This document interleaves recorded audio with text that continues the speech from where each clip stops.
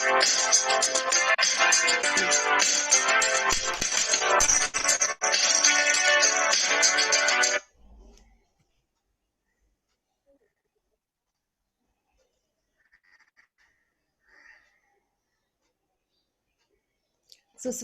सुस्वागतम सुस्वागतम.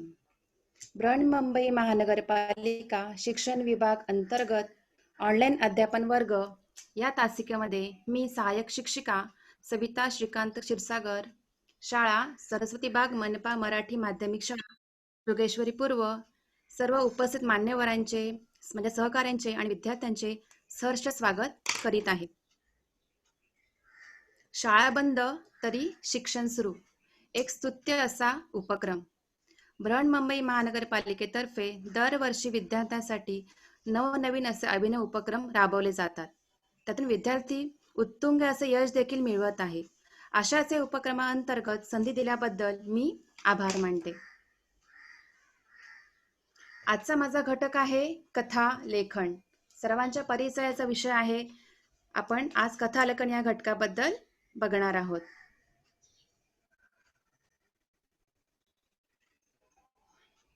त्याआधी कथालेखन हा प्रश्न प्रश्नपत्रिकेमध्ये प्रश्न 5 या क्रमांकावर विचारला जातो. उपयोजित लेखन एकूण 24 गुणांचा हा प्रश्न आहे.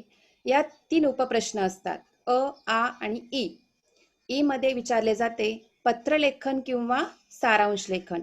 दोघांपैकी आपल्याला एकावर लेखन करायचं असतं. 6 मार्कांसाठी हा प्रश्न असतो. आ इथे 2-3 कृती असतात. तिघांपैकी तुम्हाला 2 कृती सोडवायच्या असतात. जाहिरात लेखन, बातमी लेखन आणि कथा लेखन. आपण यापूर्वीचे जर व्हिडिओ बघितले असेल तर प्रमोद काकडे सरांनी जाहिरात लेखन आणि बातमी लेखन या 2 घटकांवर उत्तमरित्या तुम्हाला समजावून सांगितलेले आहे. त्याच्या पुढचा भाग जो आहे कथा लेखन हा मी आज 5 गुणांसाठी आज घेणार आहे. आणि ई मध्ये विचारला जातो निबंध लेखन 8 गुणांना. असा एकूण 24 मार्कांना हा प्रश्न विचारला जातो.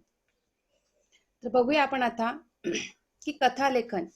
कथा म्हटले की गोष्ट आपल्यासमोर डोळ्यासमोर उभी राहते. एकदा काय झाले असे म्हटल्याबरोबर आपले कान टवकारले नाही असं होणारच नाही. आणि इथून सुरुवात होते गोष्ट सांगायला आणि गोष्ट ऐकायला. बघा आपण आपल्या लहानपणापासून आजी आजोबा आई वडिलांकडून गोष्ट ऐकत आलेलो आहोत. पण एखादी व्यक्ती कथा इतकी रंगवून सांगते, इतकी फुलवून सांगते की आपण त्या कथेमध्ये गुंतून जातो, कथेमध्ये शिरतो आणि कथा आपल्यासमोर घडत आहे असं आपल्याला वाटतं.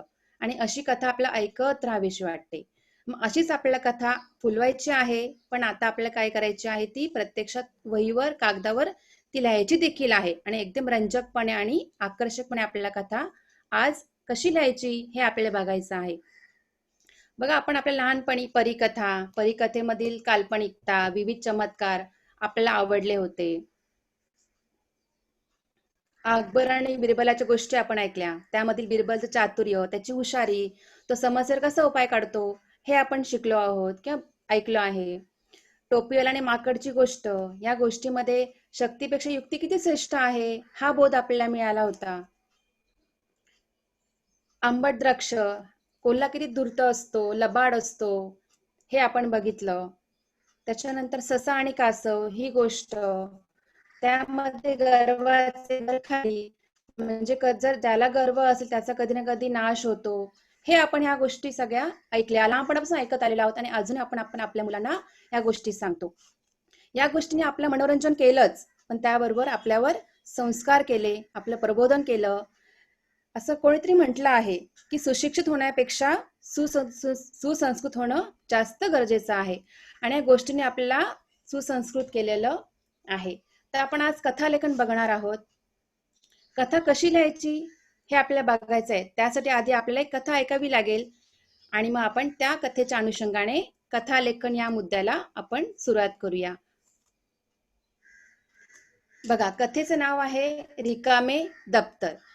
हायलाइट केलेल्या अक्षरांकडे वाक्यांकडे थोडं लक्ष द्या, त्या विषयावर मी नंतर बोलणार आहे. तर कथेचं नाव आहे रिकामे दप्तर. नंदा असं कर, पाणी ओसरले की मगच पुलावर पाय ठेव, आम्ही थांबतो तुझ्यासोबत. अजय तिला थांबवत म्हणाला, छे रे एवढंच तर आहे पाणी, जाईन मी, तुम्ही जा.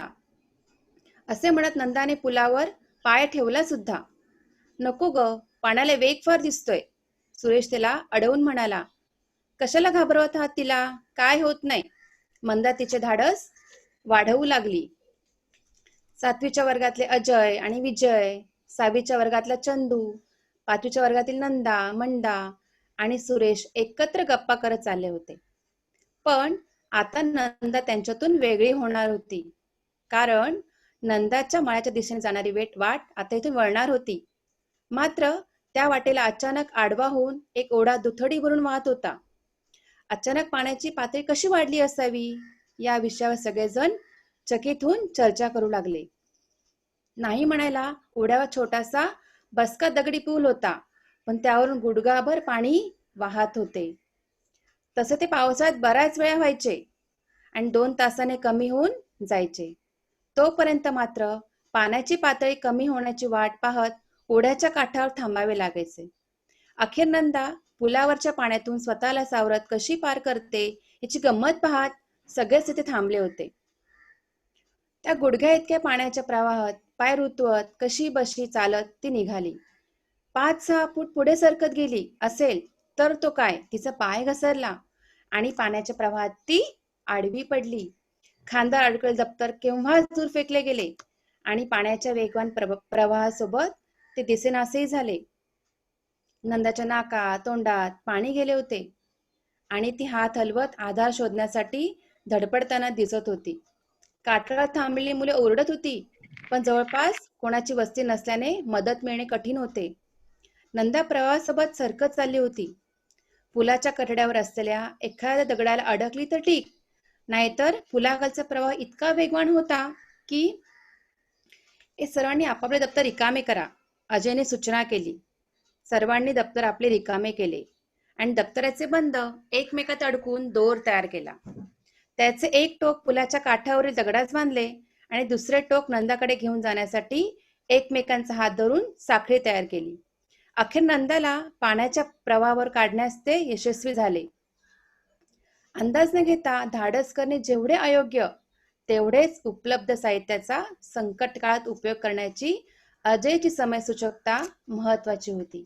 ही कथा आपण ऐकली, कथेचे शीर्षक ऐकलं, कथा कशी पुढे सरकत गेली हे आपण पाहिलं. आता याच्यानंतर पुढच्या स्लाइडमध्ये आपण बघणार आहोत की याच्यातून आपल्याला समजतं कथालेखन म्हणजेच काय, तर आपली कल्पनाशक्ती, नवनिर्मिती, सृजनशीलता आणि अभिव्यक्तीस वाव देणारा विषय म्हणजे कथालेखन. कथेचा हेतू आपण आधीच बघितला की प्रबोधन करणे, संस्कार करणे आणि मनोरंजन करणे. आता बघा कथालेखनासाठी मूल्यमापन कृती. कथालेखन हा प्रश्न परीक्षेला 3 प्रकारे विचारला जातो. एक, मुद्द्यांवरून गोष्ट लिहिणे.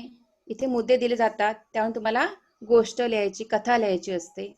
दुसरा प्रश्न असतो शब्दांवरून गोष्ट लिहिणे. इथे 2 किंवा 3 शब्द दिलेले असतात, त्यावरून तुम्हाला गोष्ट लिहायची असते.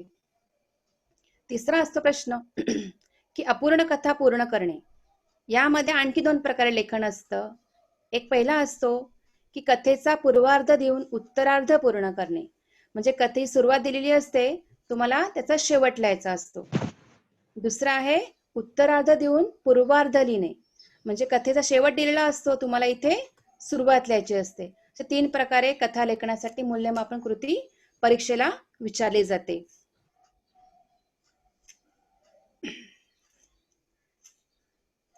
तर बघा आता की कथा कशी लिहावी. आपण आत्ताच एक कथा ऐकली.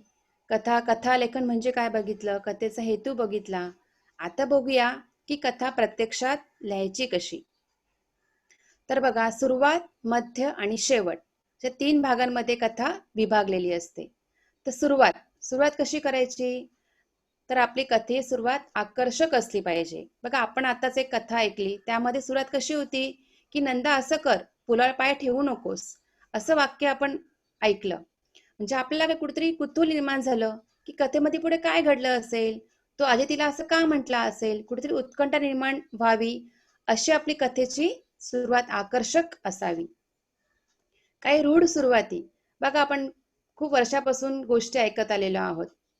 फार सुरुवात कशी असते, फार वर्षापूर्वीची गोष्ट होती, एक नगर होते, एक गाव होते, या पारंपरिक सुरुवाती झाल्या कथेच्या. पण आता आपण 10वीच्या लेवलला आपण थोडा विचार केला कथा लेखनाचा, तर सुरुवात कशी असली पाहिजे, थोडी आकर्षक, उत्कंठावर्धक आपण कथेला सुरुवात केली पाहिजे, जेणेकरून कथा ऐकावी अशी वाचकाच्या मनात इच्छा निर्माण झाली पाहिजे.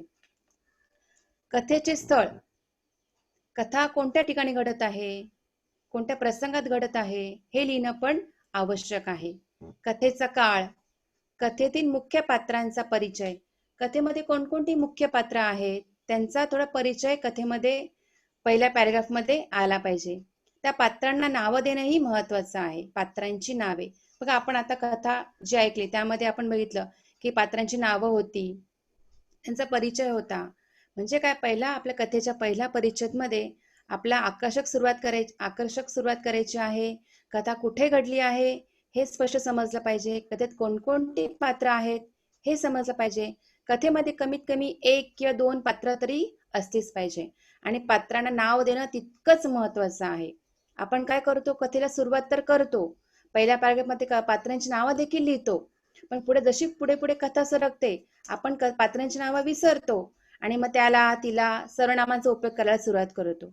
तसं नाही करता प्रत्येक वेळेस पात्रांची नावांचा उपयोग करा. ही झाली आपली सुरुवात. अशी या पहिल्या परिच्छेदमध्ये तुम्हाला या गोष्टींचा विचार करून कथेला सुरुवात करायची आहे. नंतर आला मध्य. मला इथे काय करायचे, आता मग कथा फुलवायची आहे, रंगवायची आहे. इथे तुम्हाला वाव आहे कथा फुलवायला. ती कथा कशी फुलवणार मग आता, की संवाद, पात्रांच्या तोंडी संवाद असणं महत्वाचं आहे. आपण आता जी कथा ऐकली त्याच्यामध्ये बघा की पात्रांच्या तोंडी संवाद होते, विविध पात्रांच्या तोंडी संवाद होते, ते एकमेकांशी बोलत होते. त्यामुळे कथा पुढे पुढे सरकायला मदत होते संवाद असले की. आणि ती संवाद असल्यामुळे काय होतं, कथा समोर जिवंत आपल्याला वाटते, आपल्यासमोर घडते असं वाटतं. त्यामुळे संवादांचा उपयोग करा. म्हणी, वाक्प्रचार, अलंकार, उद्गारवाचक वाक्य यांचा देखील वापर तुम्ही कथेमध्ये करणं आवश्यक आहे. कथेमध्ये वळणबिंदू असावा. म्हणजे काय, की कथा एक ट्विस्ट असावा, गोष्टीमध्ये एक ट्विस्ट असावा, की एकदा असे घडले की अचानक असं काही झालं की कथा पुढे सरकली. कथा रेंगाळत ठेवली आपण तर ती कंटाळवाणी होऊन जाते. असं ट्विस्ट आणा कथेमध्ये की आपल्याला कथा पुढे पुढे तिचं ऐकावं असं वाटलं पाहिजे. म्हणून कथेमध्ये एक वळणबिंदू नक्की असावा, एक ट्विस्ट पॉइंट असावा, जेणेकरून कथा पुढे पुढे आपल्या रंजक ती वाटली पाहिजे. अशा प्रकारे मध्य असावा. आणि शेवट.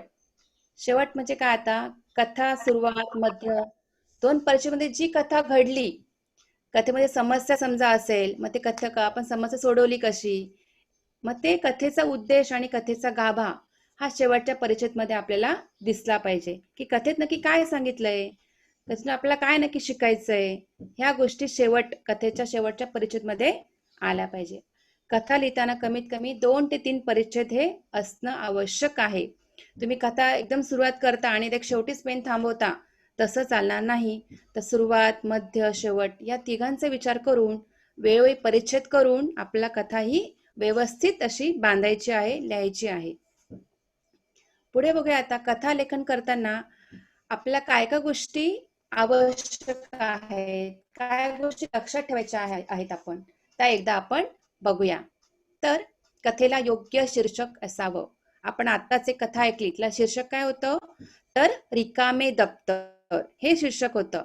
फक्त दप्तर असतं तर आपल्याला विशेष काही त्याची उत्कंठ वाटली नसती, पण रिकामे विशेषण लावल्यामुळे नक्की काय कथेमध्ये असेल अशी उत्कंठ कुठेतरी आपल्या मनात निर्माण झाली आणि म्हणून ती आपण कथा ऐकली किंवा कथा आपण वाचली. त्यामुळे कथेला योग्य शीर्षक असावं, आकर्षक असावं. शीर्षक 2 किंवा 3 शब्दामध्ये आपल्याला शीर्षक लिहायचं आहे.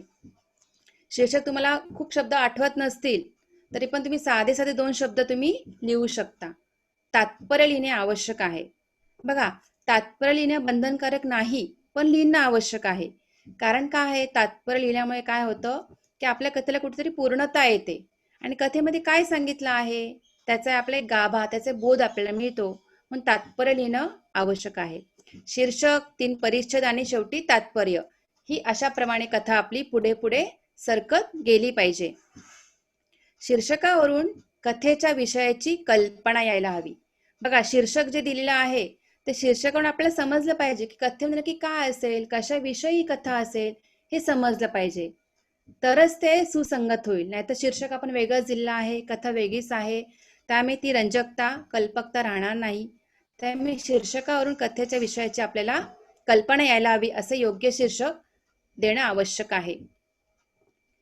पुढचा मुद्दा आहे शीर्षक म्हणून सुविचार म्हण असणे बंधनकारक नाही. शीर्षक म्हणून तुम्ही एखादा सुविचार दिला, एखादी म्हण लिहिली तर खूपच उत्तम, अतिउत्तम. पण नाहीच तुम्हाला आठवलं त्यावेळेस म्हणून शीर्षक लिहायचंच नाही, तसं न करता तुम्ही साधं सोबत 2 शब्द तुम्ही लिहू शकता. त्यामुळे सुविचार म्हण असणे बंधनकारक नाही. काय करायचं, कथा लिहायला सुरुवात करायची, 2 ओळी सोडा सुरुवातीच्या शीर्षकासाठी, आणि कथा तुम्ही जशी जशी कथा लिहाल जर तुम्हाला शीर्षक हे आठवेल त्या कथेनुसार, कथेला सुसंगत असेल, तुम्ही नंतर देखील शीर्षक लिहू शकता. त्यामुळे कठीण शब्द असले पाहिजे असं नाही, तुम्ही साधे सोपे शब्द सुद्धा शीर्षक म्हणून लिहू शकता, तुम्हाला त्याला कोणीही चूक असे देणार नाही. त्यामुळे शीर्षक लिहिणं अतिशय महत्वाचं आहे. पुढे कथा भूतकाळातच असावी. कथा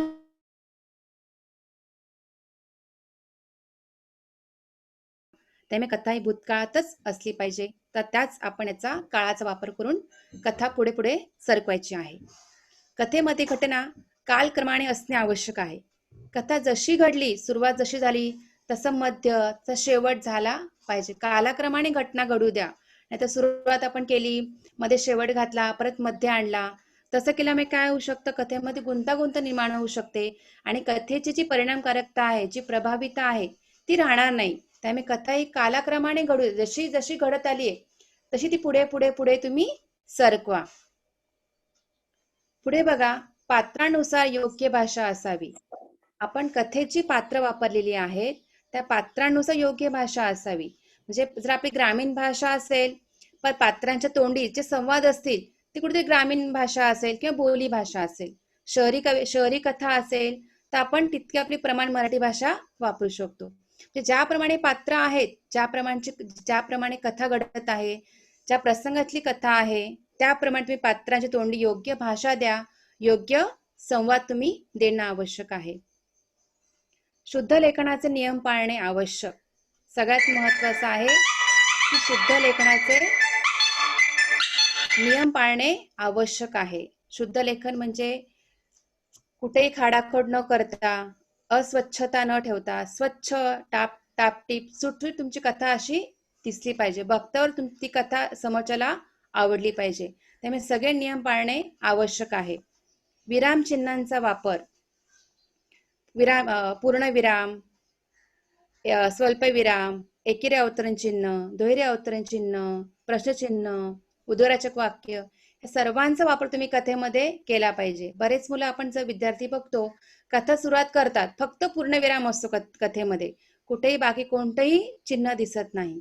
असं न करता वेळोवेळी तुम्ही काय करा, या विराम चिन्हांचा वापर करा. तर संवाद असतील तर संवादाला तुम्ही दुहेरी अवतरण चिन्ह करू शकता. वेगळ्या वेगळ्या वस्तूंची नावं असतील तर तुम्ही स्वल्पविराम करू शकता. एखादा प्रश्न विचारला असेल तर प्रश्न चिन्ह देऊ शकता. त्यामुळे या विराम चिन्हांचा वापर तुम्ही केला पाहिजे. आणि हे सरावाने होणार. तुम्ही एकच कथा लिहिली आणि सोडून दिलं तर नाही जमणार. तुम्ही कथांचा जितका सराव कराल, जितका कथा वाचाल, तितका तुम्हाला या गोष्टी, शुद्ध लेखनाचे नियम जे आहेत, विराम चिन्हांचा वापर आहे, हे जास्त चांगल्या प्रकारे तुम्हाला समजेल. पुढे बघा, म्हणी, अलंकार, वाक्प्रचार यांचा योग्य वापर तुम्ही कथेमध्ये करणं आवश्यक आहे. कथेतील पात्रांच्या स्वभाव विशेषांचे, वर्तनाचे त्याला अनुसरून वर्णन करावे. उदाहरणार्थ आपल्या एखाद्या पात्राला राग आला हे दाखवायचं असेल तर राग आला असं लिहिण्यापेक्षा आपण वाक्प्रचार वापरू शकतो की त्याने हाताची मुठी करकोचून आवळल्या, चेहरा लालबुंद झाला. हे जर आपण वापरलं तर जास्त ती पात्र आपल्या समोर उभं राहील, खरं खरं वाटेल. तेव्हा अशा प्रकारे पात्रांचं वर्णन करताना काय करा की वाक्प्रचारांचा वापर करा. कथेला 2 ते 3 परिच्छेद असावे. कथा लेखनाचे कौशल्य आत्मसात करण्यासाठी अवांतर वाचन करणे, छोट्या छोट्या कथांचे वाचन करणे आणि श्रवण करणे आवश्यक आहे. तुम्ही जितका कथा ऐकाल, जितका कथा वाचाल, अवांतर वाचन कराल, तितकी तुम्ही कथा जास्तीत जास्त छान आणि रंजक तुम्ही कथा लिहू शकता. त्यामुळे काय होतं, शब्दसंपदा वाढते, वाक्प्रचार आपल्याला वाटतात, सुविचार आपण ऐकतो. त्यामुळे कथा जास्त छानप्रमाणे आपण कथा लिहू शकतो. आपण आता बघितलं की कथा लेखनाला कोणकोणते मुद्दे आवश्यक आहे हे आपण बघितलं. आता याच्या पुढे आपण बघूया की आपण बघितली कथा मूल्यमापनासाठी कृती विचारली जाते. एक पहिली कृती असते की मुद्द्यांवरून गोष्ट लिहिणे, अशी एक कृती असते. त्यात काय असतं, तर शब्द दिलेले असतात आणि त्या शब्दांना तुम्हाला काय करायची, गोष्ट फुलवायची आहे. बघा, सुतार, दुबई, नवनवीन वस्तू, नवरा, अपघात, मृत, कल्पकता आणि व्यवसाय हे शब्द आहेत. तुम्हाला या शब्दांवर काय करायची, कथा फुलवायची आहे. जसे सगळे आपण जे मुद्दे आता बघितले, कथेची सुरुवात कशी असावी, तिचा मध्य कसा असावा, शेवट कसावा, या सगळ्या गोष्टी डोक्यात ठेवून तुम्हाला काय करायची, आता गोष्ट तशी लिहायची आहे. त्यामुळे मध्ये जे डॅश दिलेले आहे तिथे फक्त शब्द न भरता, वाक्य न भरता, तर कथा तुम्ही तुम्हाला तुमच्या रंजकतेने, कल्पकतेने फुलवायची आहे.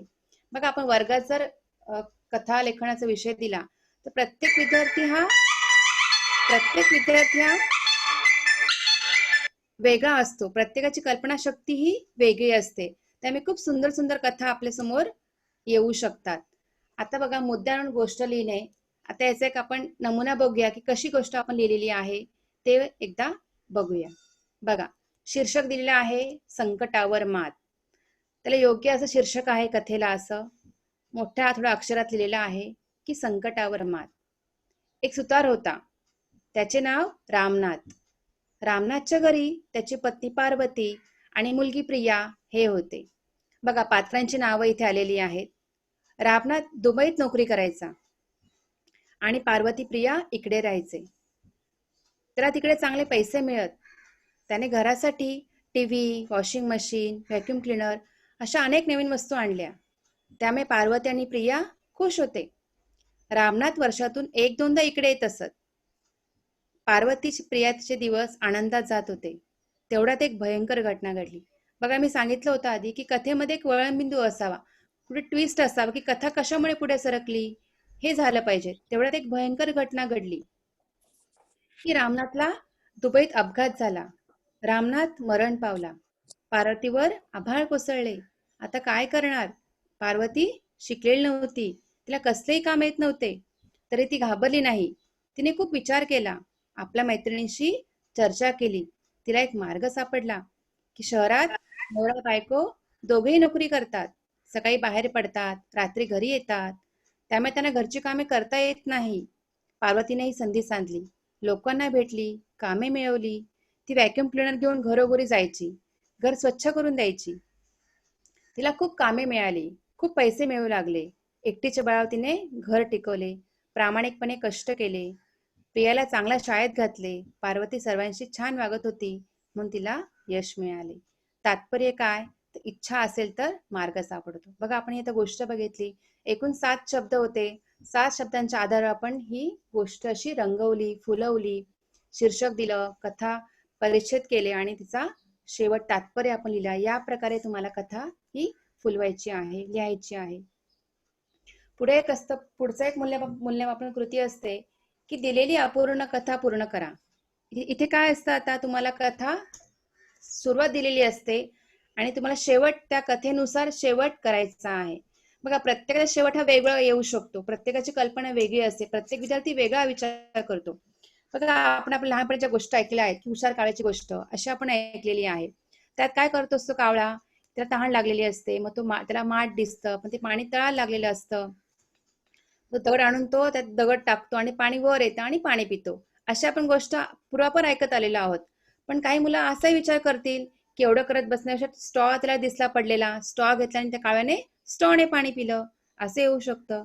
म्हणजे काय, तुम्हाला आता एक कुठेतरी तुम्हाला एक संधी आहे की तुम्ही तुमच्या कल्पनेने, तुमच्या क्षमतेने कथा हवी तशी पूर्ण करू शकता, हवी तशी तिला वळण देऊ शकता. त्यामुळे ही एक संधी आहे तुम्हाला आता की दिलेली अपूर्ण कथा पूर्ण करा. इथे सुरुवात दिलेली आहे, तुम्हाला शेवट लिहायचा आहे. बघा, परीक्षेला तुम्हाला याप्रमाणे प्रश्न जेव्हा येतो त्या पूर्वार्ध लिहिणे हा जो दिलेला आहे तो लिहिणं गरजेचं नाही, तो लिहायचंच नाही. त्यामुळे काय होऊ शकतं, तुमचा वेळ वाया जातो. त्यामुळे हे न लिहिता फक्त शेवटची ओळ जरी लिहिली की लिंक लागावी म्हणून तर चालणार आहे. पूर्ण कथा लिहू नका, त्यामुळे वेळ वाया जाऊ शकतो. बघा आता इथे सुरुवात दिलेली आहे, आपण बघूया ही एक गोष्ट.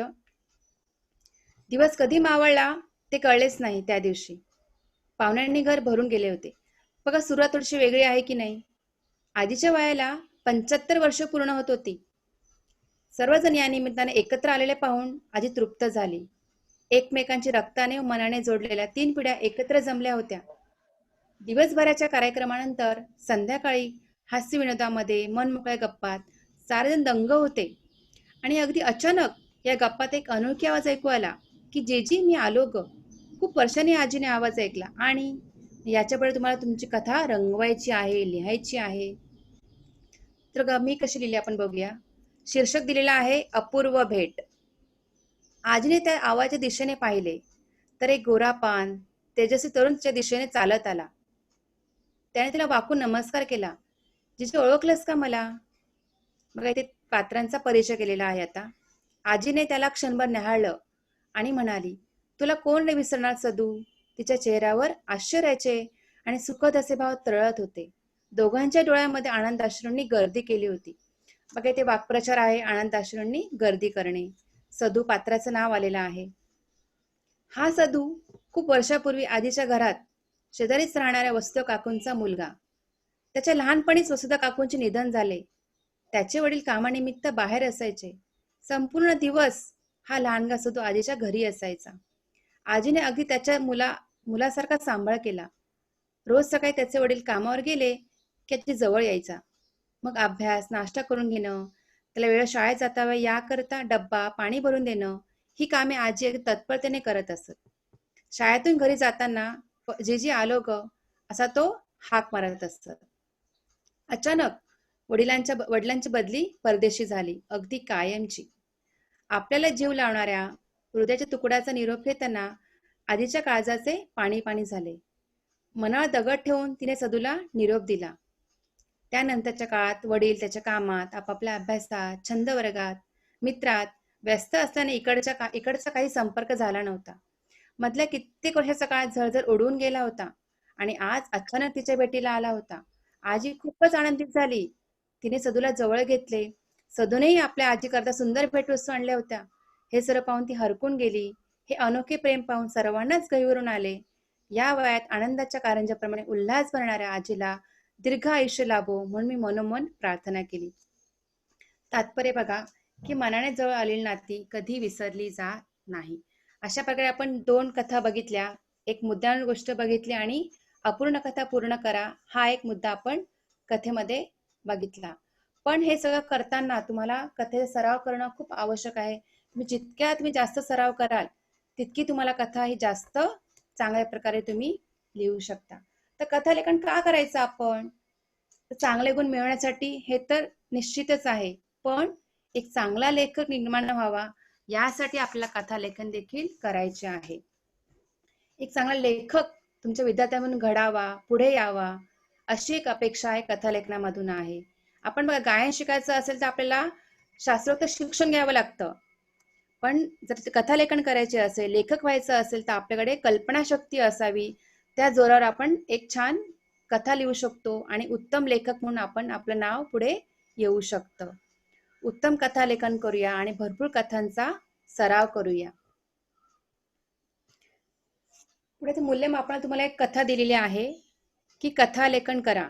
मुद्दे, मुलगी किंवा मुलगा, कोरोना, संगणक, मोबाईल आणि ऑनलाईन वर्ग.